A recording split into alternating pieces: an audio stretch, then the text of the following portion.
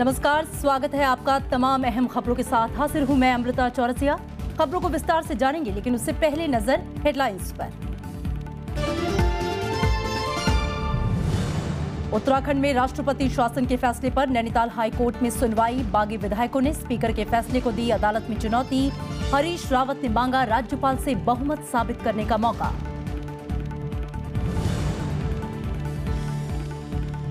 NIA ने पाक जांच टीम को पेश किया सबूतों का ब्यौरा। कांग्रेस और आम आदमी पार्टी ने दौरे पर उठाए सवाल। पठानकोट एयरबेस का दौरा आज।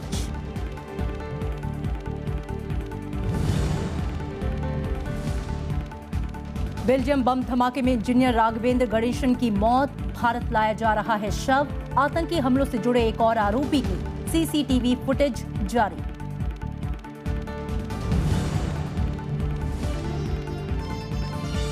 अमेरिका में चौथा परमाणु सुरक्षा सम्मेलन। 1 अप्रैल को परमाणु आतंकवाद से निपटने पर हो सकता है बड़ा ऐलान। प्रधानमंत्री नरेंद्र मोदी समेत दुनिया भर के नेता होंगे शामिल।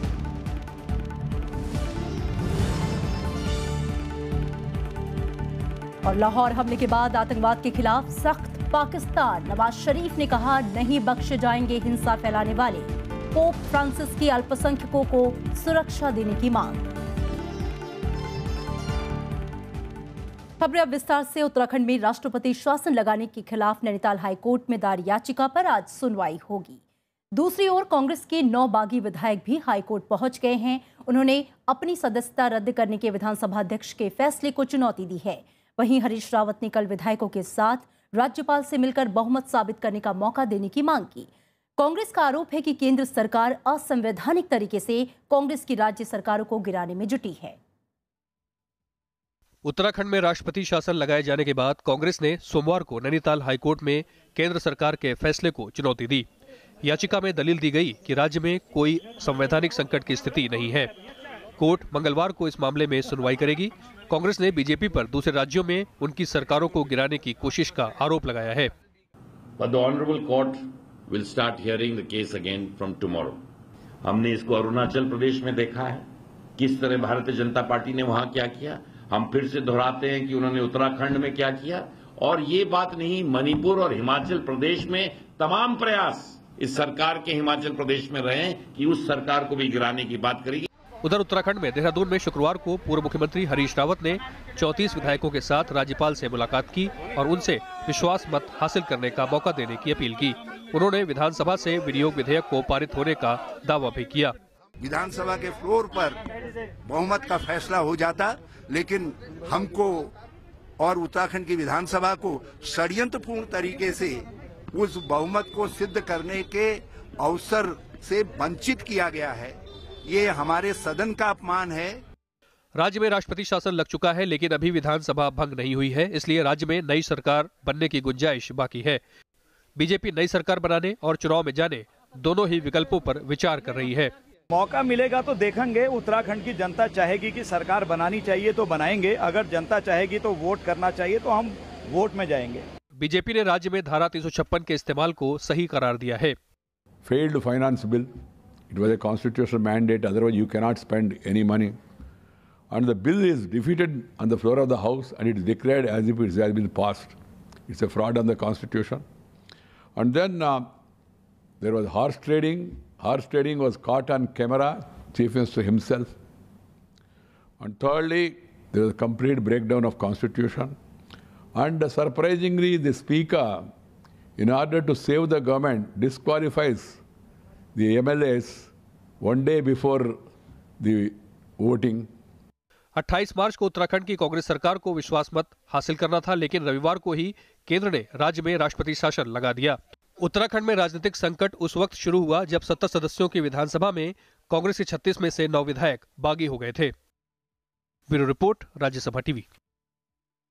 5 सदस्यीय पाकिस्तानी जांच टीम आज पठानकोट का दौरा करने वाली है, लेकिन इसे लेकर राजनीतिक बयानबाजी तेज हो गई है। कांग्रेस और आम आदमी पार्टी ने जांच दल के दौरे पर ही सवाल उठाए हैं, जबकि भारत सरकार ने यह साफ किया है कि पाक जांच टीम को एयरबेस के गैर संवेदनशील जगहों पर ही जाने की इजाजत होगी। और इसी बीच एनआईए प्रमुख ने यह कहा है कि पाकिस्तानी जांच दल का रवैया सहयोगात्मक है। पठानकोट हमले की जांच के लिए आज 5 सदस्यीय पाकिस्तानी संयुक्त जांच दल पठानकोट का दौरा करेगी। इससे पहले कल पाकिस्तानी जांच दल दिल्ली में एनआईए दफ्तर पहुंचा, जहां उन्होंने एनआईए प्रमुख समेत आतंकी हमले की जांच से जुड़े अधिकारियों से मुलाकात की। एनआईए ने जांच के दौरान इकट्ठा किए गए सबूतों का विस्तृत ब्यौरा पाकिस्तानी जांच टीम के सामने पेश किया। The exercise is aimed at providing evidence to Pakistan Joint Investigation Team so that all those guilty of the Pathankot attack could be prosecuted effectively in Pakistan. वहीं कांग्रेस और आम आदमी पार्टी ने पठानकोट हमले की जांच के लिए पाकिस्तानी संयुक्त जांच दल को अनुमति दिए जाने पर सवाल उठाए हैं। दिल्ली के मुख्यमंत्री अरविंद केजरीवाल ने ट्वीट कर कहा कि मोदी सरकार ने पाकिस्तान के सामने घुटने टेक दिए हैं, तो कांग्रेस का आरोप है कि इससे ये संदेश जाएगा कि भारत में आतंकवाद फैलाने में पाकिस्तान की कोई भूमिका नहीं है। पाकिस्तान में स्टेट और नॉन स्टेट एक्टर्स में कोई अंतर नहीं। तो क्या भारत सरकार और मोदी सरकार ने उग्रवाद के बारे और राष्ट्रीय सुरक्षा के बारे एक महत्वपूर्ण यू टर्न ले लिया है? और क्या अब उनका यह मानना है कि पाकिस्तान सरकार, पाकिस्तान की आर्मी, पाकिस्तान की आईएसआई, पाकिस्तान की इंटेलिजेंस एजेंसीज, उनका हमारे देश भारत में उग्रवाद फैलाने में कोई हाथ नहीं? भारत सरकार का कहना है कि पाकिस्तानी जांच दल को पठानकोट एयरबेस में जाने की इजाजत नहीं होगी। उसे हमले से संबंधित कुछ इलाकों में ही जाने दिया जाएगा। रक्षा मंत्री मनोहर पर्रिकर ने कहा है, पठानकोट एयरबेस में पाकिस्तानी जांच टीम को कहां तक जाने दिया जाएगा, ये फैसला एनआईए करेगी। If I do not permit them this crime investigation freedom, then the crime investigation failure tomorrow will be blamed on Defense Ministry. So we have isolated the area completely, barricaded. You can ask Shirish Dev who is here. Completely barricaded so that you can't see any inside thing.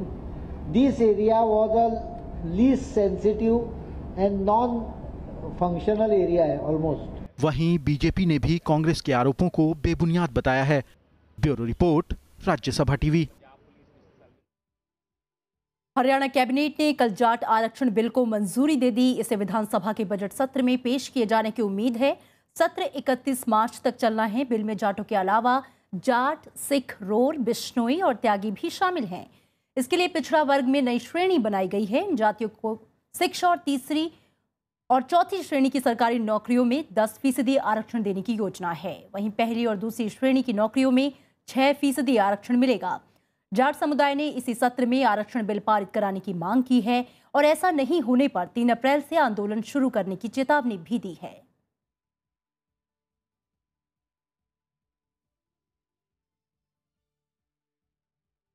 Assam में विधानसभा चुनाव की घोषणा के बाद से सियासी पारा चरम पर है। सभी पार्टियों के छोटे बड़े नेता ताबड़तोड़ चुनावी जनसभाएं कर रहे हैं और इसी कड़ी में आज कांग्रेस उपाध्यक्ष राहुल गांधी असम का दौरा करने वाले हैं, जहां वो दीपू, करीमगंज और काचर जिले में 3 रैलियों को संबोधित करेंगे। इससे पहले प्रधानमंत्री नरेंद्र मोदी और बीजेपी अध्यक्ष अमित शाह भी असम का दौरा कर कई रैलियों को संबोधित कर चुके हैं। वहीं बीजेपी अध्यक्ष अमित शाह भी आज पश्चिम बंगाल के मेदिनीपुर में चुनावी सभा को संबोधित करेंगे। इससे पहले अमित शाह ने कल असम में कांग्रेस पर तीखा निशाना साधा। ढाकुआ कोना की रैली में उन्होंने कहा कि कांग्रेस सरकार बांग्लादेशी घुसपैठियों से निपटने में नाकाम रही है। अमित शाह ने यह भी कहा कि कांग्रेस बांग्लादेशी घुसपैठियों का इस्तेमाल वोट बैंक के लिए करती है। बीजेपी अध्यक्ष ने बीते 1.5 दशक से सत्ता में मौजूद तरुण गोगोई सरकार की आलोचना की। उन्होंने कहा कि अगर बीजेपी की सरकार बनती है तो प्रदेश तरक्की के नए सोपान पर पहुंचेगा। अमित शाह ने समर्थकों से अपील की कि इस बार प्रदेश में सत्ता की कुंजी वो बीजेपी को थमाएं।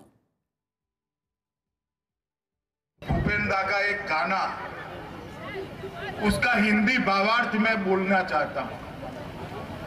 उन्होंने कहा, बोहाग में स्नान करिए और पुराने वस्त्र बदलकर नए वस्त्र पहनकर आइए। अब बिहू के पहले चुनाव आया है। आसाम की जनता भूपेन दा की सलाह को माने। केरल चुनाव के लिए वामपंथी पार्टियों के मोर्चे ने सीटों का ऐलान कर दिया है। लेफ्ट डेमोक्रेटिक फ्रंट ने सोमवार को सीट बंटवारे की औपचारिक घोषणा कर दी। 140 विधानसभा सीट वाले केरल में सीपीएम सबसे ज्यादा 92 सीटों पर चुनाव लड़ेगी, जबकि सीपीआई 27, जेडीएस 5, एनसीपी और केरल कांग्रेस डेमोक्रेटिक 4-4 सीटों पर चुनाव लड़ेगी। इंडियन नेशनल लीग को 3 और 5 छोटी छोटी पार्टियों को 1-1 सीट दी गई है। केरल में 16 मई को एक चरण में सभी सीटों पर मतदान होना है। 22 अप्रैल से प्रदेश में नामांकन भरने का काम शुरू होगा। എൽഡിഎഫിൽ സീറ്റ് വിഭജനത്തെ സംബന്ധിച്ച പൊതുധാരണയായി. എന്നാൽ ജനതാദൾ, സെക്യുലർ ഉൾപ്പെടെയുള്ള ചില കക്ഷികൾ സീറ്റ് കൂടുതൽ വേണമെന്ന ആവശ്യം ഉന്നയിച്ചിരുന്നു.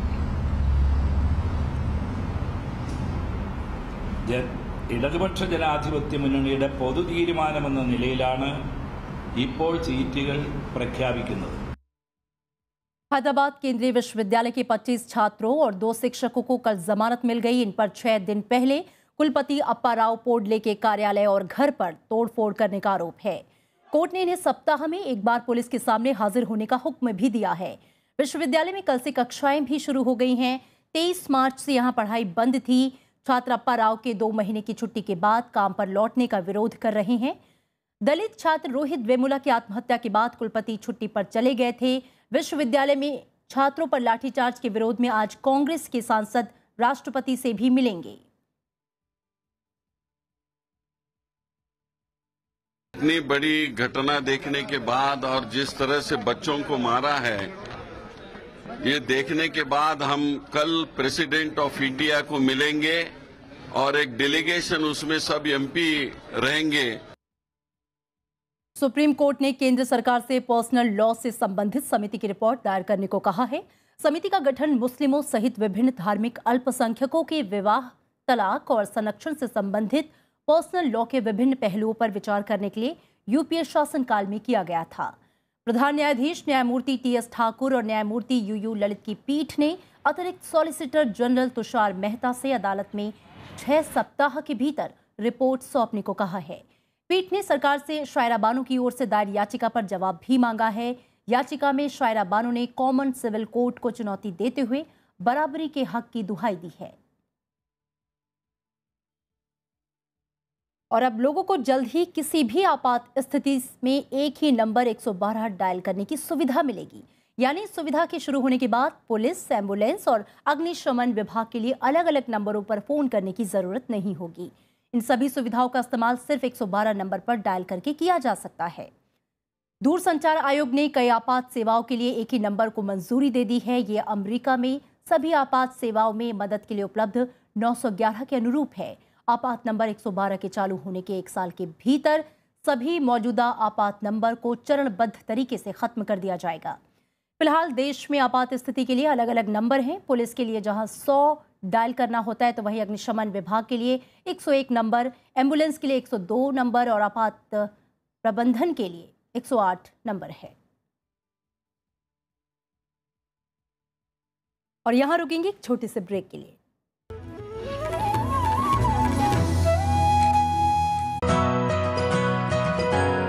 किताब। इस कार्यक्रम के हर एपिसोड में हम किसी महत्वपूर्ण किताब के बारे में उसके लेखक, संपादक या उस विषय के जानकार के साथ बातचीत करेंगे। India is a very verbal society. We like speaking.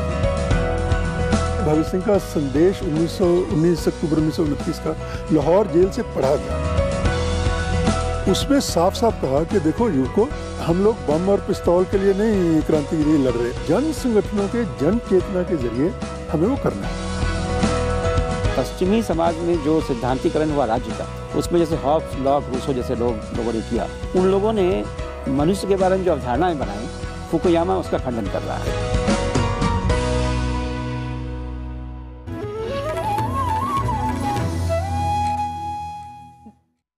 Break के बाद स्वागत है आपका। रक्षा साजो सामान के निर्यात के लिए अब मंजूरी ऑनलाइन दी जाएगी। रक्षा मंत्री मनोहर पर्रिकर ने कल पणजी में नई रक्षा खरीद नीति जारी करने के बाद इसका ऐलान किया। नई नीति में आयात पर निर्भरता कम करने और मेक इन इंडिया पर बल दिया गया है। नीति में पहली बार इंडियन डिजाइन, डेवलप्ड और मैन्युफैक्चर्ड कैटेगरी शामिल की गई है। इसका मकसद रक्षा उत्पादन में घरेलू कंपनियों को मदद करना है।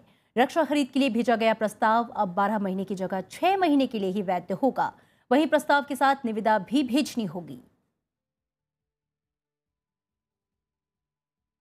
देश का अब तक का सबसे बड़ा डिफेंस एक्सपो सोमवार को गोवा में शुरू हुआ। पहले दिन छोटे हथियारों से लेकर तोप और लड़ाकू विमान का प्रदर्शन किया गया।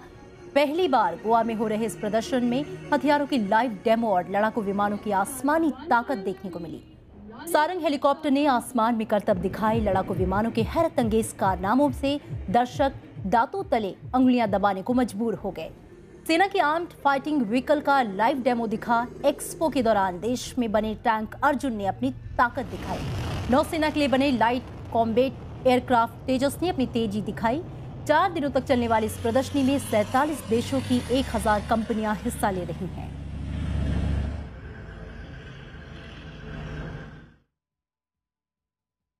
प्रधानमंत्री नरेंद्र मोदी ने कहा है कि कर्ज नहीं चुकाने वाली बड़ी कंपनियों पर सरकार और आरबीआई कड़ी कार्रवाई कर रहे हैं। दिल्ली में इंडिया इकोनॉमिक फोरम में उन्होंने कल ये बात कही। प्रधानमंत्री ने कहा कि वैश्विक मंदी के बावजूद भारत की अर्थव्यवस्था चमक रही है और इसकी वजह कम महंगाई और विकास की ऊंची दर है। प्रधानमंत्री के मुताबिक देश में विदेशी निवेश बढ़ रहा है और मेक इन इंडिया में निवेशकों की रुचि का ये सबसे बड़ा सबूत है। The government and Reserve Bank have taken tough action to recover dues from large corporate defaulters. Perhaps प्रधानमंत्री नरेंद्र मोदी आज बेल्जियम की राजधानी ब्रसेल्स के लिए रवाना होंगे। इस दौरान वो भारत यूरोपीय संघ शिखर बैठक में शामिल होंगे। मोदी 31 मार्च को चौथे परमाणु सुरक्षा शिखर सम्मेलन में भाग लेने के लिए ब्रसेल्स से वॉशिंगटन जाएंगे। साथ ही दौरे के आखिरी में प्रधानमंत्री का सऊदी अरब जाने का भी कार्यक्रम है। बेल्जियम और सऊदी अरब की यात्रा के दौरान व्यापार और निवेश समेत कई समझौतों पर हस्ताक्षर होने की संभावना है। प्रधानमंत्री नरेंद्र मोदी आज रात 3 देशों के दौरे पर रवाना होंगे। इस दौरान वो सबसे पहले बेल्जियम जाएंगे। वो ब्रसेल्स में भारत यूरोपीय संघ शिखर सम्मेलन में भाग लेने के अलावा बेल्जियम के प्रधानमंत्री चार्ल्स मिशेल के साथ द्विपक्षीय शिखर बैठक भी करेंगे। इस दौरान आतंकवाद से निपटने के उपाय पर दोनों नेता विस्तार से चर्चा करेंगे। भारत यूरोपीय संघ शिखर बैठक में दोनों पक्षों के बीच मुक्त व्यापार समझौते को अंतिम रूप देने के उपायों पर भी चर्चा हो सकती है। One is the Prime Minister's first bilateral summit meeting with Belgium, and the second would be the 13th India-EU summit meeting, and both of them will take place the same day, that is 30th of March. यात्रा के दूसरे पड़ाव में प्रधानमंत्री 31 मार्च को Washington पहुंचेंगे, जहां वो चौथे परमाणु सुरक्षा सम्मेलन में भाग लेंगे। इस सम्मेलन में वे 1 अप्रैल को परमाणु सुरक्षा के संदर्भ में कुछ अहम घोषणाएं करेंगे और प्रस्ताव रखेंगे। Prime Minister would be attending the 4th Nuclear Security Summit in Washington, D.C. on March 31st and 1st April. Strong and principled positions on international terrorism are well known. It is therefore natural for India to join other nations in combating the threat of nuclear terrorism. यात्रा के अंतिम पड़ाव में प्रधानमंत्री 2 अप्रैल को Saudi अरब की राजधानी Riyadh जाएंगे। इस दौरान वो सऊदी अरब के शाह के साथ क्षेत्रीय मसलों पर चर्चा के साथ ही द्विपक्षीय सहयोग बढ़ाने को लेकर भी बातचीत करेंगे। Bureau report, Rajya Sabha TV. और इस बीच भारत ने ये कहा है कि वो अंतर्राष्ट्रीय मंच पर जैश सरगना मसूद अजहर पर प्रतिबंध लगाने के लिए दबाव बनाएगा। संयुक्त राष्ट्र में भारत के स्थायी प्रतिनिधि सैयद अकबरुद्दीन ने कहा कि संयुक्त राष्ट्र की प्रतिबंधित सूची में जैश को आतंकी संगठन घोषित किया गया है, लेकिन उसके सरगना को आतंकी नहीं घोषित किया गया। उन्होंने कहा कि भारत की कोशिश मसूद अजहर को प्रतिबंधित सूची में शामिल करवाने की है। By having the Jaish-e-Mohammed as a listed entity, but not having Masood Azhar as a listed entity, is tantamount to saying that Al-Qaeda is a listed entity, but Ayman al-Zawahiri is not a listed entity. This is an anomaly which we are focused on redressing, and our efforts are totally focused on that. Belgium में 22 मार्च को हुए बम धमाके के बाद लापता भारतीय engineer Raghavendra Ganesan की मौत हो गई है। भारतीय दूतावास ने इसकी पुष्टि करते हुए कहा कि राघवेंद्रन का शव आज भारत पहुंच रहा है और इसी बीच ब्रसेल्स में हुए इन आतंकी हमलों से जुड़े एक और आरोपी की सीसीटीवी फुटेज जारी कर दी गई है। सोमवार को बेल्जियम स्थित भारतीय दूतावास ने ब्रसेल्स बम धमाके के बाद लापता भारतीय इंजीनियर राघवेंद्र गणेशन की मौत की पुष्टि कर दी। राघवेंद्र 4 साल से आईटी कंपनी इन्फोसिस के लिए बेल्जियम में काम कर रहे थे। हमलों के बाद से ही उनका फोन बंद था। आज उनका शव एम्स्टर्डम एयरपोर्ट से भारत लाया जा रहा है। बहुत दुख होता है ये कहने का कि राघवेंद्रन गणेशन की पॉजिटिव आइडेंटिफिकेशन हो गई है बेल्जियम अथॉरिटीज की तरफ से और उसके जो मॉर्टल रिमेन्स है वो हमें दे दिए गए हैं। उधर हमलों के सिलसिले में 24 मार्च को गिरफ्तार किए गए एक व्यक्ति को सबूतों के अभाव में रिहा कर दिया गया है। बेल्जियम पुलिस ने हमलों के तीसरे संदिग्ध की पहचान के लिए एक सीसीटीवी वीडियो जारी किया है। इस बीच इन हमलों में मरने वालों की संख्या 35 हो चुकी है, जबकि 340 से ज्यादा घायल हैं। इनमें करीब 100 लोग अब भी अस्पतालों में भर्ती हैं। Il y a la bombe, que je comprends que c'est une bombe. Alors je me dis, bah mince. Et puis je me retrouve par terre en une seconde. Et puis tout à coup, l'aéroport, il est plus du tout ce qu'il était. Il était tout plein de sang, donc c'était gris partout. 22 मार्च को हुए इन चरमपंथी हमलों के बाद Europe में कई लोगों को गिरफ्तार किया गया है। हालांकि इनमें से किसी को सीधे तौर पर ब्रसेल्स हमलों के लिए जिम्मेदार नहीं बताया गया है। इस्लामिक स्टेट ने इन हमलों की जिम्मेदारी ली थी। Bureau report, Rajya Sabha TV. दक्षिण यमन से 4 मार्च को अगवा भारतीय पादरी की मौत की खबर है। डेली मेल में प्रकाशित एक खबर के मुताबिक वियना में ईस्टर मास के दौरान कार्डिनल क्रिस्टोफ ने पादरी की मौत की पुष्टि की। उन्होंने मीडिया को बताया कि आतंकियों ने उन्हें भयंकर यातनाएं दी और सूली पर चढ़ा दिया है। हालांकि पादरी के परिवार और भारत सरकार की ओर से फिलहाल इस खबर की पुष्टि नहीं की गई है। टॉम उजहू नालिल एक कैथोलिक फादर थे। वो यमन में मदर टेरेसा मिशनरीज के चैरिटी के लिए काम करते थे और इसी बीच केरल के मुख्यमंत्री ओमन चांडी ने विदेश मंत्रालय से इस मामले में मदद करने की अपील की है। Represent 3 important matters. First is Father Tom's issue. The second issue is in Libya. There are standard more than 30 persons. They want to come back Kerala. That is the second issue.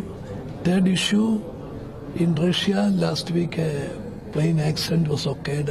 One couple from Kerala died in an accident. Pakistan के प्रधानमंत्री नवाज शरीफ ने आतंकवाद से सख्ती से निपटने पर जोर दिया है। लाहौर आतंकी हमले के बाद उन्होंने अपनी अमेरिकी यात्रा भी रद्द कर दी। नवाज शरीफ ने अस्पताल जाकर घायलों से मुलाकात की। रविवार को लाहौर के एक पार्क में हुए हमले में 72 लोग मारे गए हैं। मैं आज आपके सामने उस अहद की तजदीद के लिए हाजिर हुआ हूं कि हम अपने शहीदों के खून के एक एक कतरे का हिसाब रख रहे हैं। ये हिसाब चुकाया जा रहा है और इसकी आखिरी किस्त अदा होने तक इंशाअल्लाह हम चैन से नहीं बैठेंगे। लाहौर में हुए आत्मघाती हमले के बाद पाकिस्तान के प्रधानमंत्री नवाज शरीफ ने देश से मुखातिब होकर कुछ यूं आतंकवाद के खिलाफ सख्त रुख अपनाने की बात कही। उन्होंने कहा कि इस तरह की हिंसा फैलाने वालों को हरगिज बख्शा नहीं जाएगा। आतंकवादी हमले के बाद नवाज शरीफ ने अमेरिकी यात्रा भी रद्द कर दी है, जहां उन्हें इस हफ्ते परमाणु सुरक्षा सम्मेलन में हिस्सा लेना था। हम उन्हें दोबारा सर नहीं उठाने देंगे इंशाअल्लाह। हम उन्हें पाकिस्तानियों की जानों से खेलने की इजाज़त नहीं देंगे। ये अल्हम्दुलिल्लाह मेरा अज़्म है, मेरी हुकूमत का अज़्म है और पाकिस्तान के 20 करोड़ अवाम का अज़्म है। इस हमले की पोप फ्रांसिस ने भी निंदा की है। पोप ने पाक सरकार से देश के नागरिकों और खास तौर पर अल्पसंख्यकों को सुरक्षा देने की मांग की है। Faccio appello alle autorità civili e a tutti le componenti sociali di quella nazione perché compiano ogni sforzo per ridare sicurezza e serenità alla popolazione e in particolare alle minoranze religiose più vulnerabili। रविवार को लाहौर में एक park में हुए हमले में 72 लोगों की मौत हो गई, जिनमें ज्यादातर बच्चे और महिलाएं शामिल हैं। हमले में 300 से ज्यादा लोग घायल भी हुए। आतंकी संगठन जमातुल अहरार ने हमले की जिम्मेदारी ली है। Bureau report, Rajya Sabha TV. America ने तुर्की में रह रहे करीब 27 लाख शरणार्थियों के लिए सहायता राशि बढ़ाने का ऐलान किया है। अमेरिकी विदेश मंत्री जॉन केरी ने सोमवार को $2 करोड़ की अतिरिक्त सहायता राशि देने की घोषणा की। इससे पहले अमेरिका तुर्की को $500 करोड़ की सहायता दे चुका है। इसके अलावा यूरोपीय संघ ने भी सीरियाई शरणार्थियों के लिए 600 करोड़ यूरो की सहायता राशि देने की रजामंदी जताई है। And Turkey is host to 2.7 million refugees who have flown out of Syria and the surrounding area seeking a better life. That's an enormous cost, and we respect the fact that Turkey is trying to manage the lives of these refugees. We've committed today an additional $20 million. Utpal Dutt भारतीय cinema के ऐसे अभिनेता जिन्होंने हिंदी और बांग्ला फिल्मों में अपने अभिनय की अमिट छाप छोड़ी। उत्पल दत्त ने लगभग हर किरदार को निभाया। आज उत्पल दत्त की जयंती है। सिनेमा के पर्दे पर कभी पिता तो कभी चाचा, कभी डॉक्टर तो कहीं सेठ का किरदार निभाया। 1979 की सुपरहिट फिल्म गोलमाल में उनके द्वारा निभाया गया भवानी शंकर का शानदार हास्य अभिनय आज भी याद किया जाता है। जिन्हें मूंछों से लगाव था, उत्पल दत्त को एक हास्य अभिनेता के रूप में हमेशा याद किया जाएगा।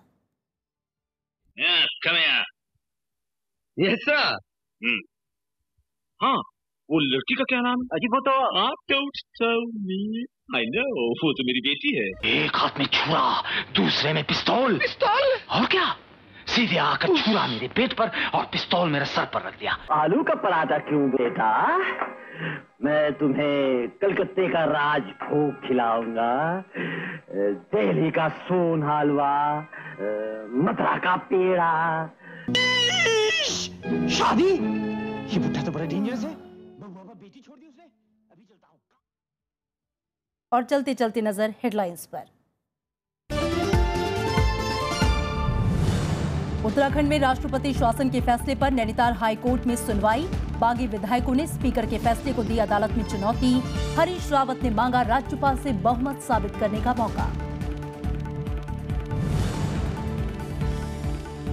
एनआईए ने पाक जांच टीम को पेश किया सबूतों का ब्यौरा। कांग्रेस और आम आदमी पार्टी ने दौरे पर उठाए सवाल। पठानकोट एयरबेस का दौरा आज।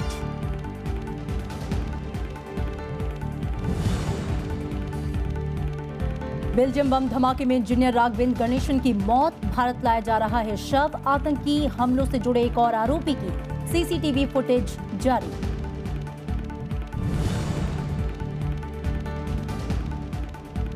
अमेरिका में चौथा परमाणु सुरक्षा सम्मेलन 1 अप्रैल को परमाणु आतंकवाद से निपटने पर हो सकता है बड़ा ऐलान। प्रधानमंत्री नरेंद्र मोदी समेत दुनिया भर के नेता होंगे शामिल। और लाहौर हमले के बाद आतंकवाद के खिलाफ सख्त पाकिस्तान। नवाज शरीफ ने कहा नहीं बख्शे जाएंगे हिंसा फैलाने वाले। पोप फ्रांसिस के अल्पसंख्यकों को सुरक्षा देने की मांग।